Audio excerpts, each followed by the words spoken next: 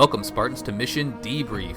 We've played every mission of the mainline Halo video games, and now we're playing every mission from the rest of the games in the franchise in chronological order. Each episode will be discussing our experiences and sprinkling in a little lore along the way. If you'd like to play along and have your thoughts read on the show, email us at podcastevolved@gmail.com or drop us a tweet at podcastevolved on Twitter. We'll be playing the Fighting Retreat mission from Awakening the Nightmare DLC in Halo Wars 2 on the next episode. If you like what you hear and want to support the show, visit Podcast Evolved on Patreon. You can also receive a free audiobook trial by visiting audibletrial.com/podcastevolved. This episode, we're debriefing the What Could Go Wrong mission from the Awakening the Nightmare DLC in Halo Wars 2. We're at the end, guys. What? This is it. I'm your host, Colin Perkins, alongside David Arnold. Hello, everybody. And Krista Brown. So this Voridus guy is a real schmuck, huh? Bit of a schmuck. Yeah, I'd Bit say. of a schmuck. Little bit. Last mission. Go ahead. He's a flood denier. He's a flat archer. It is kind of flat, though. Yeah, I know. I regret it after saying it.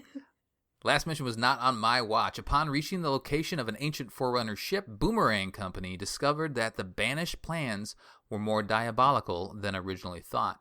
The Forerunner ship was going to be used to cut the Spirit of Fire in half.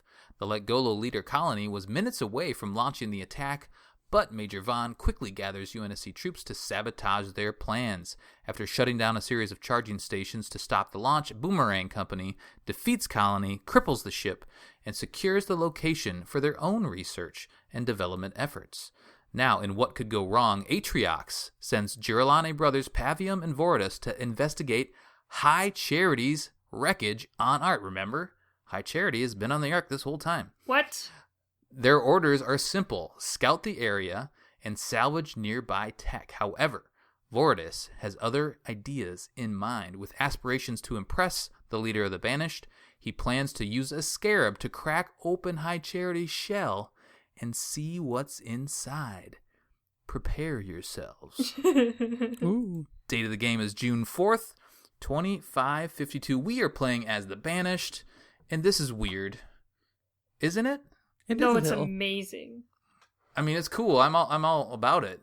But this is the first time we've flipped to the other side. Oh, no, I guess Halo 2. Barbiter, yeah. Yeah, Barbiter. That's a good point. So we have played on their side before, but not from the RTS standpoint.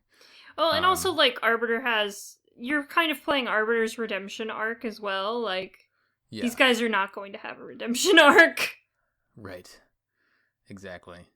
And it's kind of weird to see the UNSC pop up here when we'll talk about that in a little bit. Like, oh, crap, those are the good guys. What am I doing?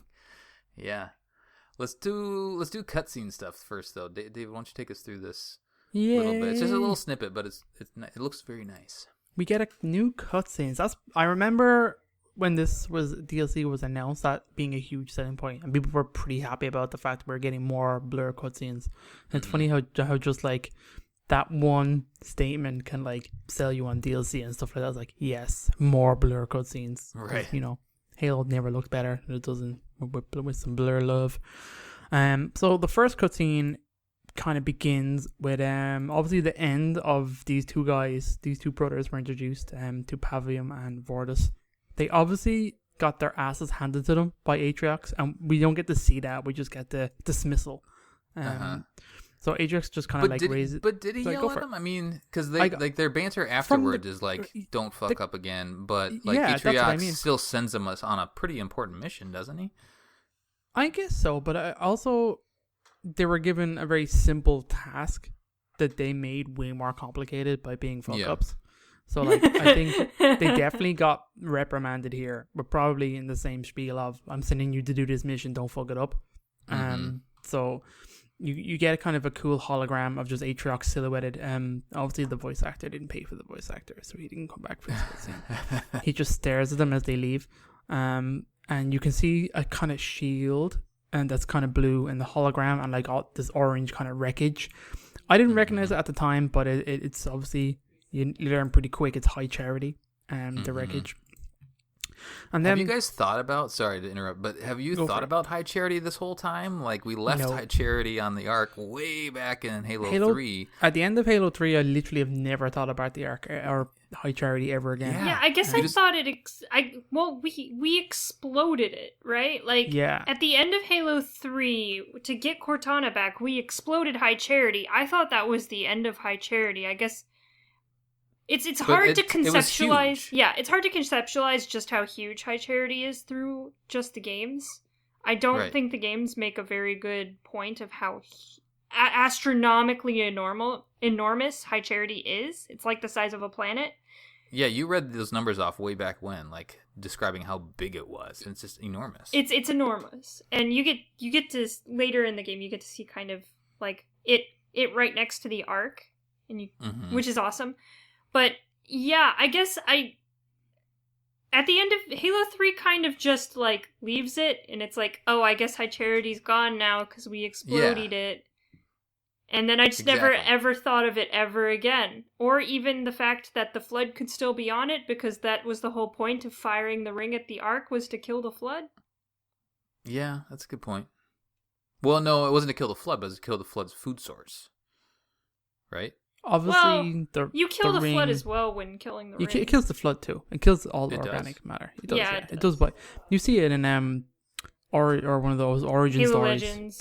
Halo Legends, yeah. They show you like the ring ripping all the organic matter off ships and leaving them wrecked. What they were before. Yeah, but like it doesn't kill like spores. I think that's the point. I think the point of like the rings killing the food for the Flood is killing off all the organic matter they can eat, so that the spores don't have anything to attach to. It's like they phrased it in a certain way, but it's all sentient life, so maybe the spores are a lower form of life that kind of like plants. They're just kind of like they get under the net, let's say, and don't give the Flood anything else to infect, so they eventually just starve. Is what I am guessing. But anyway, the cutscene is just the two brothers walking down a corridor, kind of having a talk with each other. It's very quickly kind of character building, showing you that one is a sensible brother and one is an idiot brother. And obviously they come as a pair, with one sticking up for the other. And you get the impression that obviously they've been told they fucked up a previous mission. Pavium is the sensible one, Vortis is the dumb one. So he pretty much just says like, don't fuck up again, brother. Come on, I can't help you all the time. We have to get this mission right. It's simple. Go to this crash site, check for stuff. That's our mission. That's it. Don't mess around. And it just kind of like, he's still of a mentality of old brutes, of like wreckage, and it's all like for the taking. He's very alpha male. He's very much like, for the pack, I'm gonna go and get glory for myself. I think he's not he doesn't seem to have been a big believer in Aatrox, is the impression I'm getting, that maybe that the smarter brother is, and brought his dumb brother along for the ride. So you get the impression he's not like as indoctrinated as say some of the other Aatrox forces are. So he's a bit of a wild card. They then have a cool kind of gear up moment, so their armor and everything looks awesome, but they have a cool moment where they pick up their weapons, and like this Vortis has his claw extended thing. It's pretty cool, and Bavium has a big gun arm. We get to see it later. It's pretty cool. Yeah. So and then go ahead. Sorry, go on, Kyle. I was just gonna say that sets the scene. And you learn a little bit about their personality throughout this, and you know we have 5 missions to work through, so we'll learn more about the personality, and there's a lot of exposition and dialogue throughout the missions as well. Yeah, there's just pretty much this cutscene just ends with a fist bump, and the two brothers just saying, "You worry too much, it'll be great, it'll be fine," and then the cutscene kind of ends. Yeah. So I mean, it is like, I mean, I don't have a brother, but it's probably like classic brother scenario, right? Like, brothers are different, right? But at the same time, they got each other. Everybody's got a dumb brother, Colin. Everybody. I don't have a dumb brother. That means you are the dumb brother, Krista. No! Oh, no. All right. So let's get into the mission. I'll go through mission briefing, and Chris is going to take us to the toy box, but it's a different toy box this time. We have bought a new toy box, and there's a bunch of different toys. They're very similar to the toys we had, but now we have the knockoff versions. Right, exactly. The briefing is Voridus and Pavium going back and forth. So Voridus says, Pavium, we are ready to move to High Charity. My men are impatient for glory. Pavium says, put a leash on them, Voridus. The terrain here is unsuitable for our power extractors. I am still working on a solution, and your men would do well to remember that whatever we find here belongs to Atriox. Then Voridus says, this war has tamed you, brother. Where is your Girolane lust for adventure? That relic is ripe for plunder. Pavium, this war has taught me, Voridus. Stay your hand. Once we reach High Charity, we need to move quickly to avoid wrath of the sentinels defending it. Voridus says, yes, I'm well aware that what we face here. Hurry your preparations, old one. Ooh, he's the younger and dumber one. I already have troops on the ground. Voridus out. All right, so just more of them bantering, and we get lots more of that pretty much throughout the entire mission. The mission summary is join and support Voridus' assault on High Charity. So he's the one that's leading the assault. Pavium's elsewhere. The scouting report is field anti-air units to combat the heavy sentinel threat. We'll talk about that throughout the mission. The main objective here is safely escort the Scarab to High Charity. That's right. So we controlled Scarabs in previous missions as the UNSC. Now we get a Scarab on our team, but we don't get to control it. But now we're the Banished. Optional objectives are build all the turret slots near the launching bays. So there's 5 total launching bays. That's where the Sentinels come out. Also rescue the Reavers. So there's one little spot down below the main base to go grab some extra Reavers, and then expand all base plots. So there's 3 throughout the map, just little base locations that you can grab. Bonus objectives are capture all the power nodes. There are 4 of them, and then also salvage all Covenant supplies. And that's those little we'll talk about it at the beginning of the mission here. But there's 10 little Covenant supply crates around that you need to grab for that. Part time is 35 minutes. Scoring goals 77,000. That seems low, but that's what it is. 77 because this mission feels a little longer. 77,000 for gold, silver 33 to 76, and bronze is 11 to 32. There are no skulls in any of the DLC here. They didn't add any, but you can still use skulls. You just don't get any new ones. All right, what's this red toy box look like, Krista? Oh my god, so I have to re-explain all of the different things to you guys. All right. I get to woman-splain everyone. All right, so we have our hero unit, Voridus. And he's cool, I guess. We have our... You don't really control him, but he's on the map. Yeah, he just kind of chills and talks and yells at you. He just yells at you. That's all he does. Is he on the map? He shows up at the very end. He pops out of that Scarab. Oh, yeah, okay. Yeah. I thought he was, on the map. No, that's fine. He just yells at you. And then we have our super unit Scarab, because the Banished don't mess around, When it's their DLC, they're going for it, Go big or go home. So they're really showing that in the first mission. And then we have our Stronghold, which can be upgraded to a Citadel and then a Fortress. Those are our bases. And then we have our economy structures. So for supplies, we have the Harvester, which can be upgraded to an Augmented Harvester. And then for power, we have the Power Extractor, which can be upgraded to an Augmented Power Extractor. So they work exactly the same, they cost exactly the same, they upgrade exactly the same. They are just called something different to confuse you. And also because it has to be different, right? So for the base defense, we have our turrets, which can be anti-infantry, anti-vehicle, anti-air. Pretty straightforward. We also can make a shield generator over the base. I know it was really annoying when I fought bases with shield generators, so I just want to make sure to, right. Repay that, pay it forward.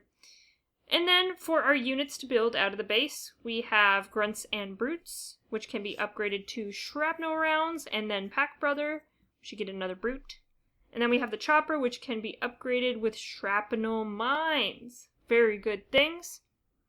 So for our barracks, it's called the Raid Camp.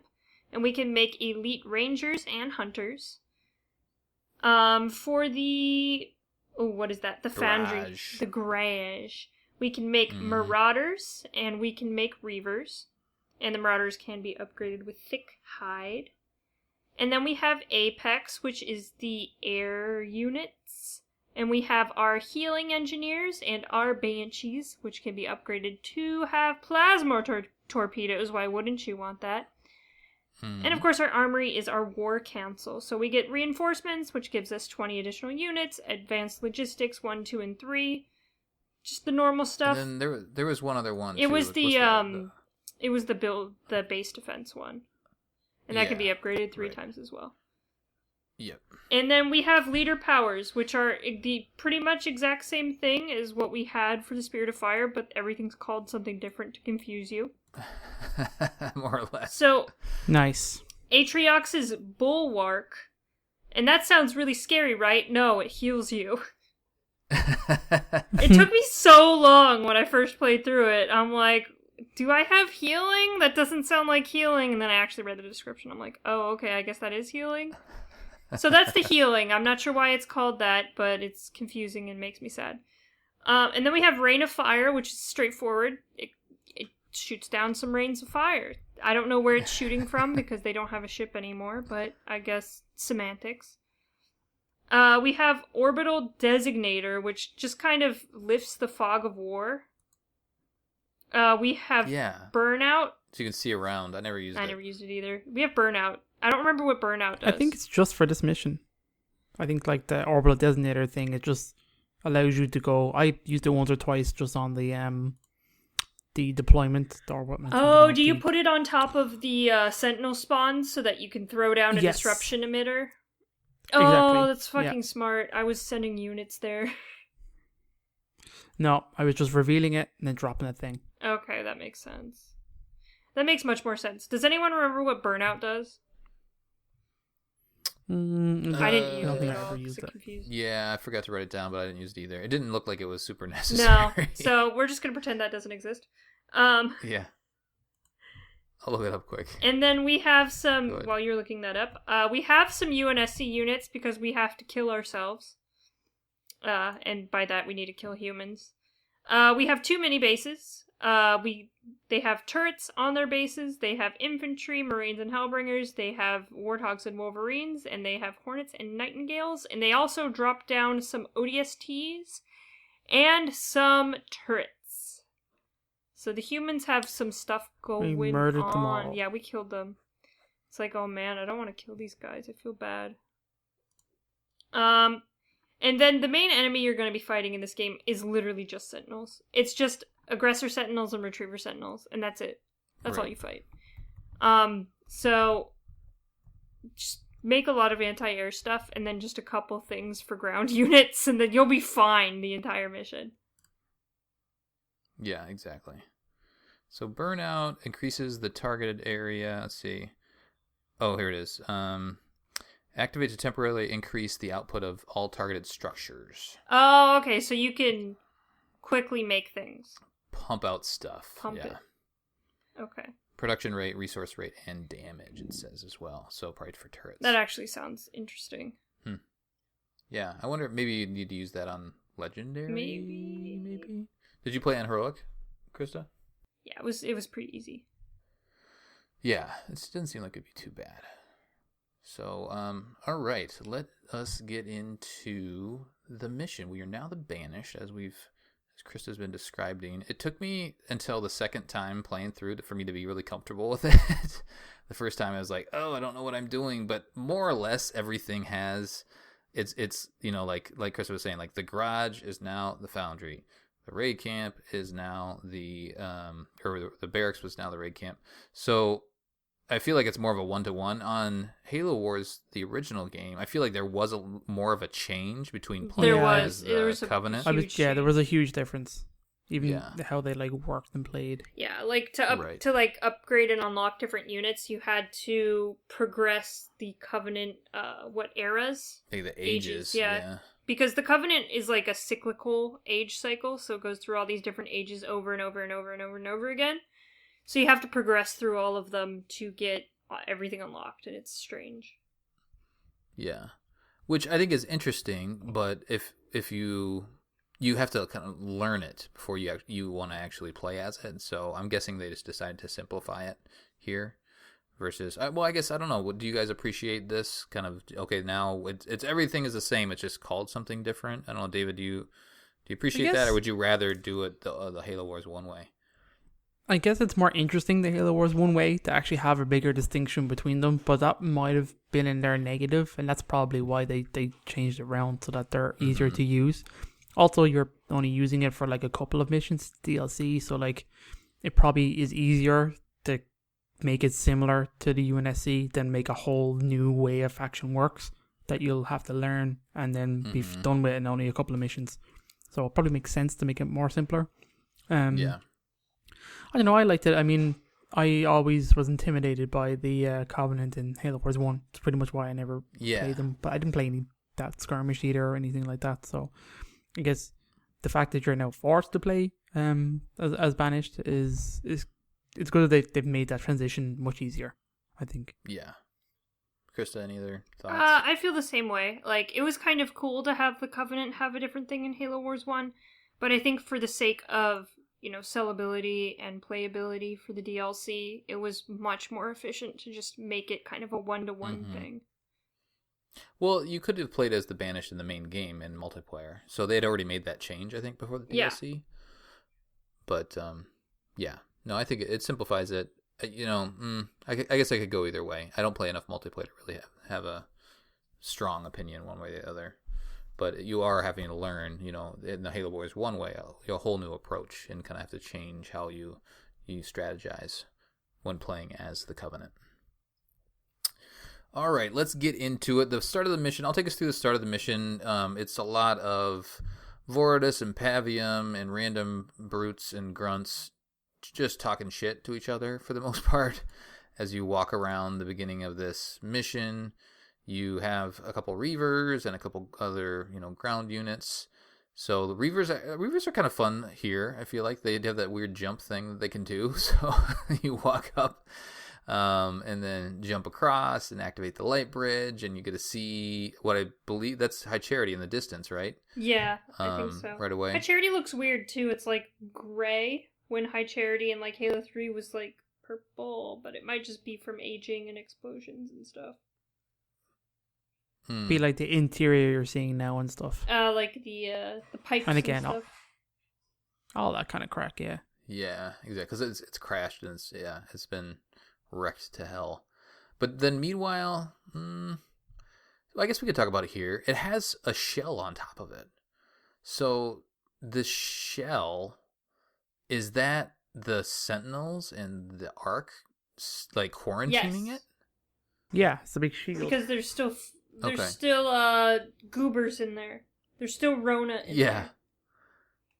Right. But like we didn't tell it to do that as the Banished. I think it's an automatic. UNSC didn't tell it to do that. It's probably an automatic. It's an automatic protocol or something like that. Mm-hmm. Yeah, I don't think it's barely been discussed at all in any of the extended lore. But it makes sense that it would have this little bubble over the top because, previously there was stuff in there. Last time we saw it, there were wiggly things that are disgusting in there.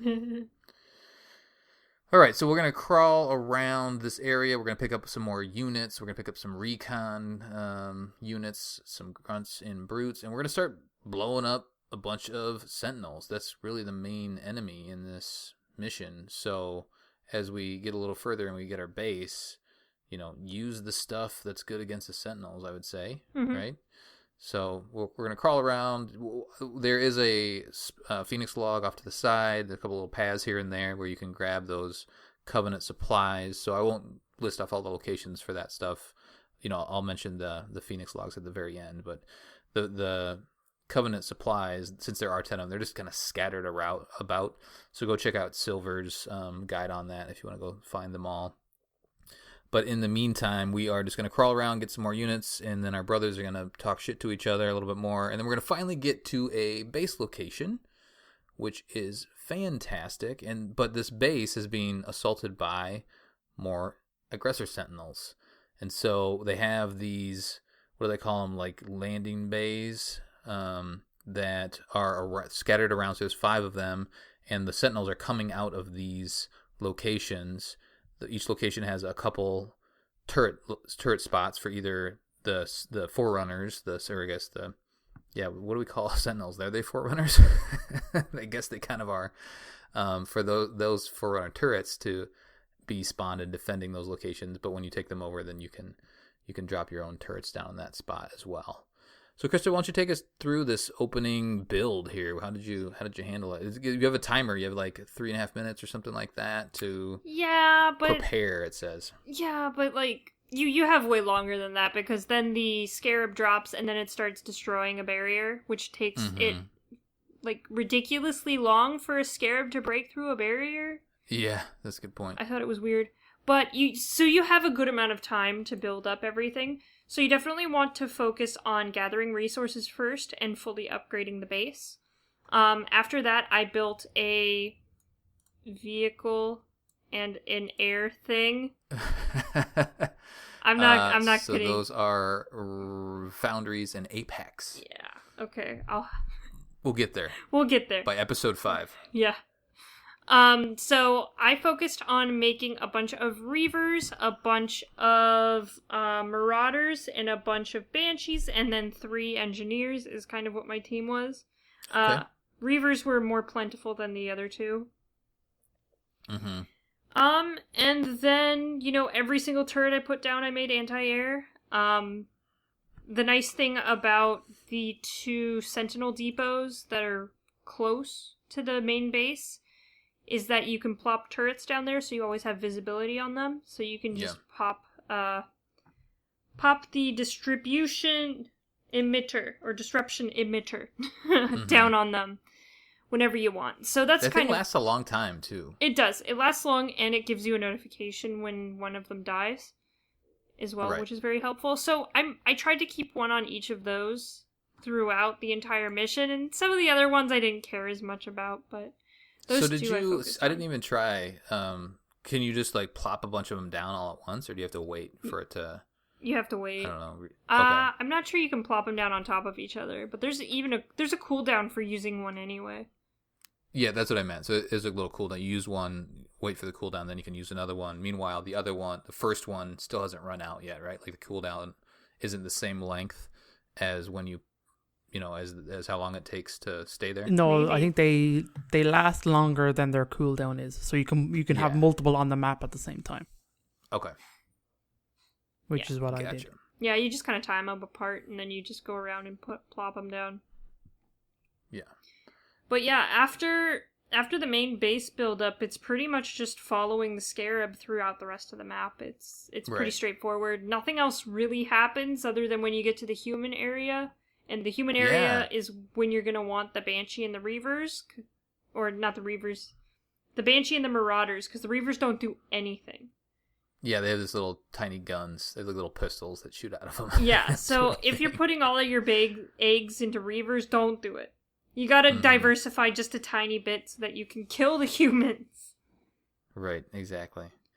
I think what I left off of the toy box here was you do get jump pack brutes. You can get those. So I guess to my point of the Reaver earlier, Reaver can jump over things. There are a couple spots on the map where like there's a power node towards the top of the map that you can't just walk to. So you need to jump to it. So the problem is that a Reaver can jump to it, but the Reaver can't capture it then. So you do need to do a jump pack brute to jump over there and then capture the power node. Okay. David, what did you think about that encounter with the UNSC? It was a little bit trippy. I wasn't expecting to see them in there, and then you're like, oh, there's some humans, and then there's a base, and you just wreck shop, and it's kind of like, oh man, sorry guys, I probably know some of you people. We're probably buddies. We probably lasted a long time, played through the campaign together, and now I just murdered the fuck out of you. Right. It was interesting. When I fought them, it was kind of, we can kind of talk about it, like the Scarab. I wasn't very good at protecting the Scarab. It just moved too fast for me and my slow ass units, my slow ass building. So I ended up building a lot of air units to try and support them. So I took out that base with a lot of leader powers, and a lot of Hergox sent over there to help repair the Scarab. So Scarab did most of the work for me. Yeah. For that fight, it was interesting. I mean, the Hergox helped a ton, right? Because my Scarab got way down there at one point. It was down to like 20% or something ridiculous. But then I think I sent over a couple engineers, and then it got all the way back up to 100%. That's exactly what I did too. Krista, what do you think of that UNSC encounter? Yeah, it messed up my initial run because I only had Reavers. Oh, sure. Okay. Because I'm like, well, why the fuck would I make anything else other than Reavers if I'm just fighting Sentinels all day? Yeah. Like, why would I do that? That's probably why they put them there, to be honest, right? Yeah, that's the exact reason why they put them there, because then I was fucked. I was just like, I guess I'm dying now because the Scarab is getting absolutely ripped apart, and I just died. And that was you failed? Yeah, I did. Oh no! I was also trying to play it on Legendary too. Okay. I initially tried a Legendary run, and I got there, and then I'm like, I don't really want to play on Legendary all the way back to this point. It's pretty much like a third through the mission, or 2/3 through the mission. Mm-hmm. So I switched it to Heroic, and it was much easier. And now I know what I need to do on Legendary. Were there any like leader powers used against you on Legendary? Not that I noticed, no. Okay. So it wasn't too bad. Besides the whole not having any vehicles to shoot down the UNSC. Yeah, it was quite funny. It was just like, I guess I'm dead. Right. The Scarab's not going to stop. It's going to keep going forward into danger. Yeah. Did you explore much around the map? I mean, because I've been trying to get all the optional objectives, so I felt, I always feel compelled to kind of explore as much as possible. So I found a couple little areas that I probably wouldn't have gone to if I'm just following the Scarab. Yeah, a couple, like, here and there, but I wasn't exploring that much. Yeah. And you don't really have to just to complete the mission. Yeah. So, yeah. David, what did you think about the map in general? Like, did you... when I started the mission and you kind of see, the little mini map and how you're off to the side, it felt big.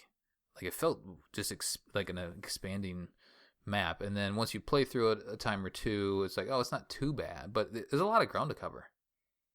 Yeah, it's a pretty big map. I liked it well enough. I guess the mission structures you in terms of follow the Scarab and don't explore. It kind of funnels you in that way. Yeah. That's why at the start I kind of messed up a bit. Where I was kind of exploring and looking around and trying to find other things around me. Resources, pretty much. I was kind of hurting for resources for this mission a bit. So like, I think you stumbled into like different groups and like this. Pods of humans, I think, isn't there? There's some warhogs or something like that, I think, kicking around somewhere. There's Reavers down below your yeah, that's right. You can find them, they become allies and stuff. Right. So I did a lot of that at the start. But it is a cool map, and it has like when you meet the kind of control platform later on. I think that area is kind of cool. Kind of the way it kind of spirals and kind of curls down. No, it's cool. Yeah, I felt nice I felt a little, I don't know, I guess rushed a bit more than I wanted to. Because I felt like I needed to take my time and figure out some strategy to, take down all these Sentinels. And then the Scarab plops down, and there's some dialogue between Pavium and Voridus, I think, talking about, hey, what are you going to do about all these Sentinels? And then Voridus is like, I'm bringing in the Scarab. So that plops down, and then it just goes. It's on automatic autopilot. So as soon as it goes on autopilot and you realize that it starts just walking off and it starts taking damage, then I'm like, oh crap, I can't really explore anymore. I have to totally focus on keeping this Scarab safe, which you don't, like, it's not too bad. I mean, you don't need a ton of units to keep it healthy, and, you just need a few engineers and some Reavers, and, when you do meet the UNSC, you need some other units just to take down the Wolverines and what do they have? What's the air unit again? I'm forgetting. Hornets that they have. So you do need to switch it up a little bit. But I felt like my focus of exploring went away after the Scarab just kind of went off on its own. Bye, buddy. Okay, I think you need my help. So you just follow it around a little bit, and then do you want to talk about this kind of end section, David? About, Voridus pops out. And then there's like this little puzzle area that you have to figure out. Yeah, this is kind of weird. So like the Scarab eventually gets to where it's going. Vortis kind of pops out and runs over to the control and starts, as you can imagine, brute smashing it. Whatever he does, he figures out how to control and turn off the I'm blanking on their names. He's trying to turn off the Sentinels because there's the big Retriever Sentinels show up at the very end, right? Yeah, but they don't show up right away. Like I think he's just trying to disable the Sentinels in general. Yeah, so he's trying to turn off and stop them spawning. It's a weird little puzzle game because like you fight your way around it and down. It kind of spirals down a bit. And you're just taking out turrets and stuff as you go along. And then when you get to like the bottom, essentially, you have to solve a puzzle by activating 3 kind of areas. And it's just we've seen these kind of puzzles before. There's like 3 circles, all one inside the other, and you have to line up a design on them in a certain way. And it's pretty simple. You just keep clicking, and then eventually when one circle reaches its correct position, it just locks. So you can very easily just kind of force it and just kind of like speed your way through. And once it kind of unlocks, this then deactivates the Sentinels essentially and kind of ends the mission. It's a weird little ending thingy. Yeah. Krista, what do you think about the end of this thing? Oh god, I was panicking a little bit because the Scarab got down to like 30%. I'm like, oh Jesus Christ! At the end, yeah. I was way closer to the end. My Scarab was dead. I had just had about 5 bloody fucking Hergoks over there swarming it. That's what I did too. I had like 3 of them. Yeah, and I was just like, oh my god. Because I completed the design. My strategy was to complete the design and then move the design into like whatever thing it needed to be to line it up with the rest of the thing. If that makes sense. So I was like, I completed the design and then I'm like, shit, I need to turn it 3 more times, every single one. I'm like, oh shit, 1, 2, 3, 1, 2, 3, 1, 2, 3. I see, yeah. You did because the game tells you when you have it in the right spot. Yeah. So you had the design, it was just twisted. Yeah. Yeah, basically. So it was fun and very stressful, and I thought it was interesting. Like I don't hate it. I like it. Well, so when I played it, because it's been a long time since I played this originally, but it shows you, it does a little shot of that center ring area, and I thought originally that I needed to like bring a unit or a Reaver or something over there on top of it to then interact with it. So and all you need to do is click on it, right, with your mouse or with your cursor. So anyway, I wasted a bunch of time my first playthrough, like trying to drag a Reaver all the way across to it, and I tried to jump it on top of it, and it's like, why is this not working? Oh, I just have to click on it. Okay, got it. Yeah. So anyway, I think it's cool having a little bit of a puzzle. I think puzzles in RTSs are, I don't know, a little weird, or we've done puzzle type stuff in Halo in general, super light puzzles. But I feel like the last similar puzzle was when we were playing the twin stick shooter, where you had to like stand on certain areas, and it's a really light puzzle, but it's still kind of a puzzle. So anyway, so that's the way that you end the mission. Then finally you disable the Forerunner defenses of all of the Sentinels, and trying to keep you from doing exactly what you're doing, keep you away from High Charity. Then the Scarab climbs down and starts ripping a hole into the side of this shield that's keeping something inside. David, you want to take it from here? So we get a second cutscene, which is lovely. So as kind of Colin says, you kind of see this Scarab cut the beam. And then it's like, go brothers, go get us our reward. You can see all these troops running towards like the hole in the barrier you just cut through. So I don't think anyone's under any impressions that this is going to end well. I think it's called Awakening the Nightmare. So that's pretty much what you've just done in this mission. I mean, I think we've kind of done this before. You got to turn off this defense system. I'm like, but it's on for a reason, right? And then, right. No, we got to turn it off. Any games, anything, they all have this moment where you got to turn the thing off, and then the very thing that they were defending against is now what you got to fight. And it's kind of like, maybe we should turn the thing back on again. But anyway, the cutscene kind of begins with an awesome shot of like the Ark from space. Yeah. And what looks like, I'm looking at it now because I have it paused. It looks like a huge impact crater, which makes sense. And in the joins of two arms of the structures of the Ark, and there's a big blue bubble coming up into space around it, and it looks cool. It's a really cool shot. And then it kind of zooms in and you can see clearly the High Charity sticking up out of the ground, crashed into it with a nice blue shield with a very small section cut out of it by a scarab beam. I don't really understand how shields work, so I didn't think you could cut a section out of it.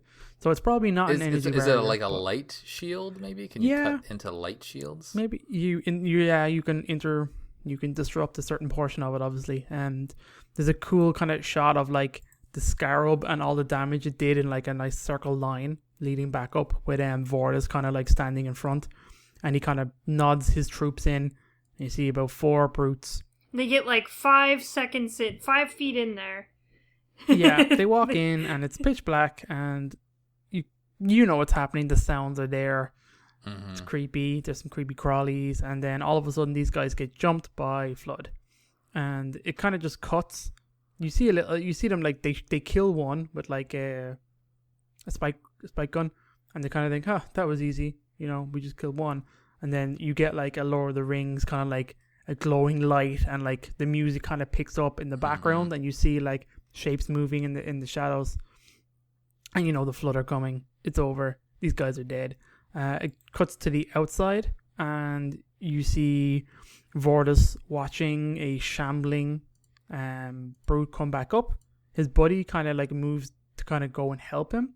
Vortis stops because now he's a believer. Too right. fucking late, dummy. And you get like an infected and converted. It's a lovely panning shot of what it looks like a Flood infected brute. Amazing. So cool. Vortis just says, "Prepare yourselves." He puts his face mask on. His helmet kind of like comes around and attaches it. It's a really fucking cool armor thing, animation. I think it looks dope as the helmet just assembles around him. He pops his blades, and the brutes go to war. And like out of behind it, this kind of infected brute come all these infection forms and other Flood forms that we haven't seen before. Yeah. So you get like a cool fight scene of these brutes fighting, and you get to see this new form kind of rolling, and it's got like white glowy things on it, yellowy glowy things. It rolls, jumps out, and shoots out its kind of long, spindly arm like tentacles. Stretchy arms to kind of hold down brutes while the infection forms grab it and infect. They seem to work great in pairs. And then you have Pavin shooting his blades out of his wrist, which is pretty cool. Standing on dudes, you get a gravity hammer slam down, knocking these dudes everywhere. But it's really these new forms that are like tendrils and kind of holding the enemy down. That does kind of the damage. Then Pavin is just kind of crushing heads, splattering this reactive goo everywhere. It's pretty cool. There's a panning shot of the fight as it kind of steps back, and you can see the scarab up in the hills, and you see all the Flood coming out and the fight happening, and that's kind of where the cutscene ends. It's pretty fucking cool, to be honest, seeing the Flood kind of burst out and wreck shop, and also seeing the brutes kind of like smash the shit out of the enemies is actually pretty fun too. Yeah, so it's Flood time. I mean, you probably already knew that. They advertised the Flood, I think, as a part of the DLC. But, yeah, Flood. We thought they were contained. We thought they were gone, but they are not. And we get to deal with them in the DLC. So this is canon, right? I mean, This isn't just... I mean, it was a little weird to see. I think we all talked about it was a little weird to see Flood in Halo Wars 1. But it felt like it was more there from a gameplay standpoint, like a variety of enemies standpoint. But here, they built the way they built in the Flood here. It makes perfect sense, right? Like, story-wise, there's no issue with it. Yeah, outside of like, what we talked about on the front end of the episode where the ring was fired and all this other stuff. Maybe this light shield was over top of High Charity already. The ring was broken as well. Yeah. Like, there were a lot of issues going on. Like, and the whole reason to fire the ring was really more to kill the Grave Mind than to eradicate all of the Flood. But also there's the issue of the Flood just existing on the Ark is real bad news, because the Halos that are actually in their regular position do not go out that far with their range. Even if all 7 are fired, they will not affect the Ark at all. So it's a big issue to even have any kind of Flood on the Ark. The other thing that's interesting to note is, oh no, I lost my train of thought. There's another interesting point that I'll bring up in a second when I think of it. Just having the Flood back in the universe. I think we all want it, right? Like we've all want the Flood to be part of the story, because since 343 and the end of Halo, I guess it's not 343. It's the end of Halo 3. Like they kind of tied a bow on that. Okay, Flood aren't around anymore. We've always been curious, like when are they going to come back? When are they going to come back? Because they most likely are. So they are here, and now we have to deal with them as the Banished. And the Flood are, like, with deep lore and stuff like that, the Flood are more important than just a parasite that decides to fuck up shit every once in a while to the Halo universe. Yeah. True. The Flood can be traced back to, like, the origins of the Forerunners and stuff like that. So they're very important, and they've always been a threat since the universe existed, pretty much. Mm-hmm. Yep, exactly. All right, let's do, and we'll talk more Flood, as this unfolds. So why don't we do some trivia? Not a whole lot of real trivia in here, but we got one little piece for you. This marks the first campaign level in the series where the UNSC appears as enemies. So that's interesting if you didn't know that, but it's kind of obvious. This mission was supposed to be Vortis as the leader. However, due to him being an ally, Pavium was selected as the leader instead. So essentially, he is a leader or an ally in that he is not a non-controllable unit in the Scarab as he marches through the mission. So it doesn't make sense that you would be him coordinating the units. So I guess it makes more sense that you're the other brother Pavium controlling and building the units throughout the mission. That makes sense, Colin? Does it make sense? Yeah. Makes sense? Okay. Smart boy. I think so. Boy. Yeah, okay. That's pretty much it for the trivias. The other thing that I dug up, and maybe it was known at the time, or it popped up in the lore community, and I just didn't realize it, but the emblem, now that we're playing the Banished, I have a Banished hat, and it has the weird Banished symbol. I think it looks cool, but I've never been able to make sense of like what's going on with this symbol.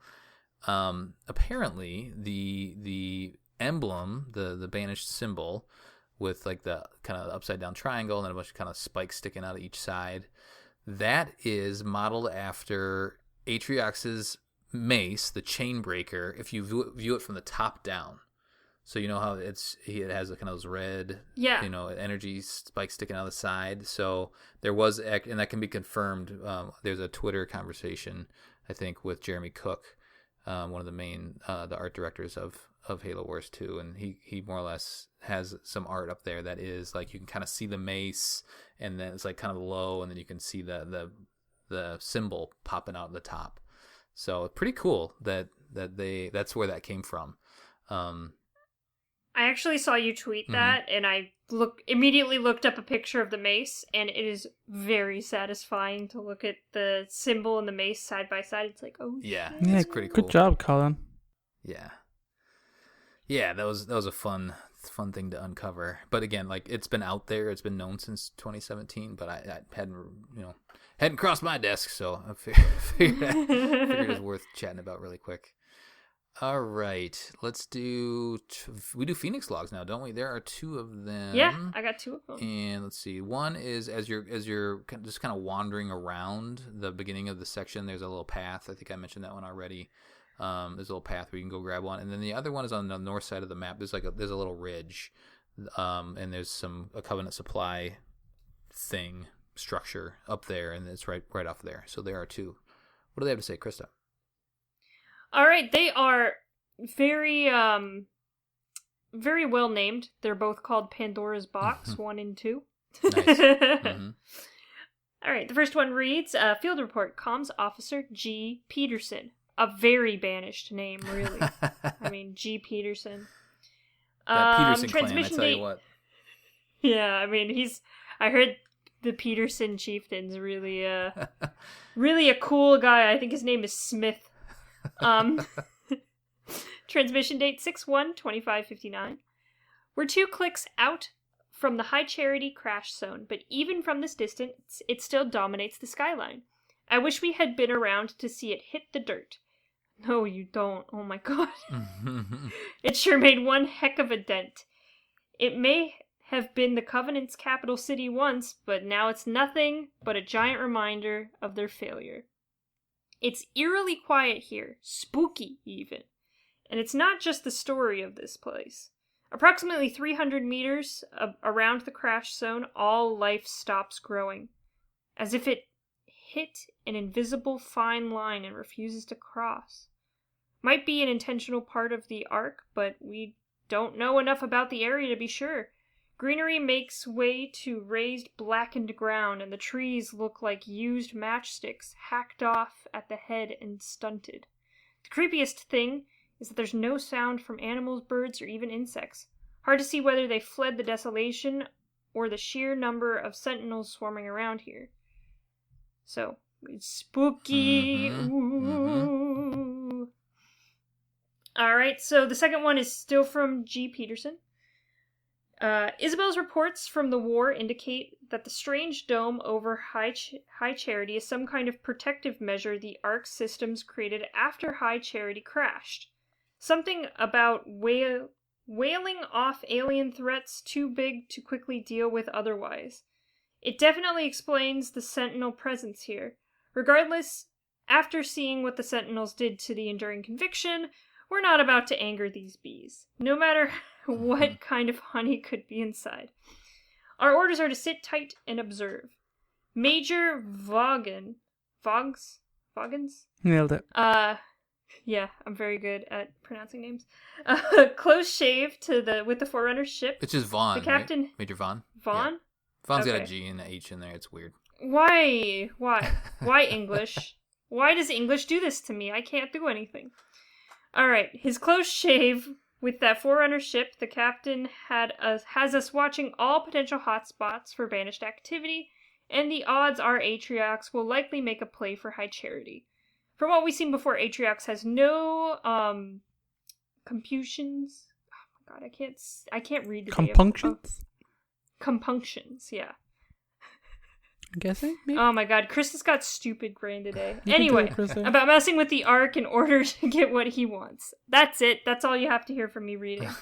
There you go. So all this really says is that the UNSC knew that this thing was there, right?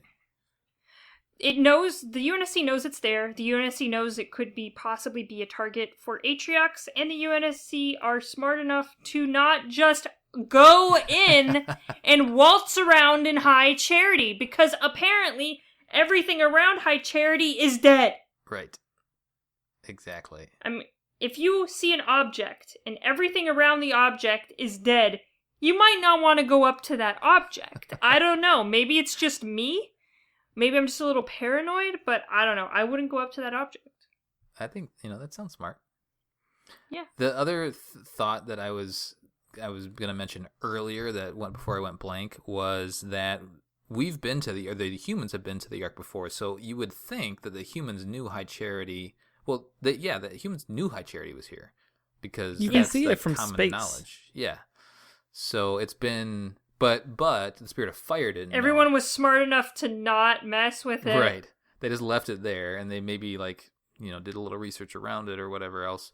But to that point is that the Spirit of Fire didn't know that, they don't even know what High Charity is. So I guess sure Isabel's probably filled them in a little bit. But anyway, it is known that this massive planet thing. It is known. Yeah. But apparently the brutes decided to ignore that. Because they're dumbs. Dumb brutes. Dum-dums. That's right. Dum-dums. All right, let's do community and we'll get out of here. Anything on Facebook? The communities of the Facebook. We have Colin Perkins created a poll.